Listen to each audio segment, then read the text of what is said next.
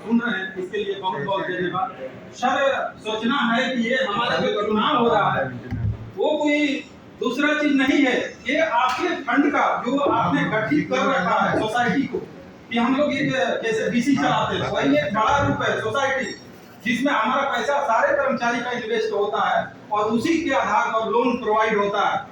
और जो भी लोन प्रोवाइड होता है, अगर मान लीजिए हमारा कोई ब्रोकर लोन लेता है और एक श्योरिटी जो उसमें सपोर्ट करता है, किसी कारणवश अकस्मात अगर हमारा ब्रोकर का अकस्मात कोई घटना हो जाती है, डेथ हो जाता है, मृत्यु हो जाता है, उस स्थिति में सारा लोड, टोटली लोड हमारे एक श्योरिटी होल्डर के ऊपर आ जाता है, या नौकरी वो ब्रोकर छोड़ देता है, उस स्थिति में हमारे श्योरिटी होल्डर को आ जाता है, जो एक अन्यायपूर्ण है।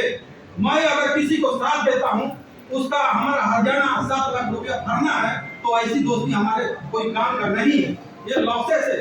और ये अगर कोई संस्था लीड कर रही है तो ये हमारे लिए अन्यायपूर्ण है, ये माफ होना चाहिए।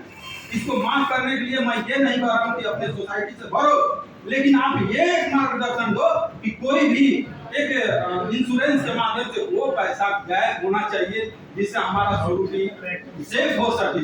और मैं आगे अगर रेल मजदूर यूनियन को साथ देते हैं, हथौड़ा के ऊपर निशानी लगाकर और जीत कर आती है, तो मैं कह रहा हूं कि ये 2 सिक्योरिटी हटाने का मैं काम कर रही हूँ। अगर किसी भी बैंक में चले जाओ, इंडिया के किसी भी बैंक में चले जाओ, सिक्योरिटी चाहिए, तो यहाँ क्यों नहीं चाहिए? वहाँ इसलिए चाहिए कि हम वहाँ अननोन पर्सन है, कोई नहीं जानता। और यहाँ मैं नौकरी करता हूँ रेलवे में, तो क्या हमारा वैल्यू 7 लाख के बराबर नहीं है? तो जब 7 लाख के बराबर है, तो क्या नौकरी हमारा 7 लाख के लिए कवर करने के लायक नहीं है? जब लायक है तो सिक्योरिटी क्या मांगी जाती है? नहीं होना चाहिए।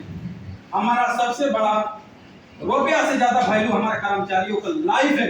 मैं उसको ये कोई नेता लीड नहीं करता, उनकी एक बोलते हैं ना, उनका एक विचार नहीं है और उनका एक संपत्ति नहीं है।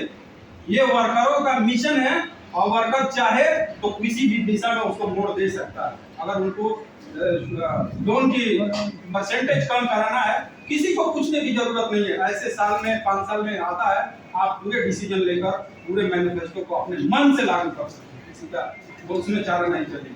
तो मैं कह रहा हूँ ये सर, कि अगर रेल मजदूर यूनियन हथौड़ा के ऊपर निशान लगा के जिताने का काम करते हैं, तो हम लोग अगर विपक्ष में भी बैठते हैं तो पक्ष वाला के इतना मनमानी नहीं चलने देंगे। ये जॉर्ज फर्नांडिस साहब का फाउंडेशन है, उनका प्रिंसिपल है, वही एक नेता है जो 74 के समय सरकार गिराने का भी काम किए थे और सरकार बनाने का भी काम किया।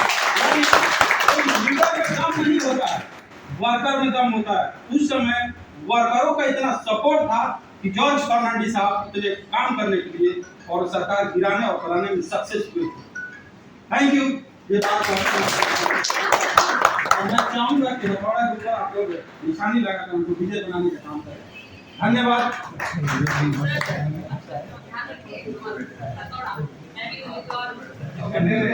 हाँ।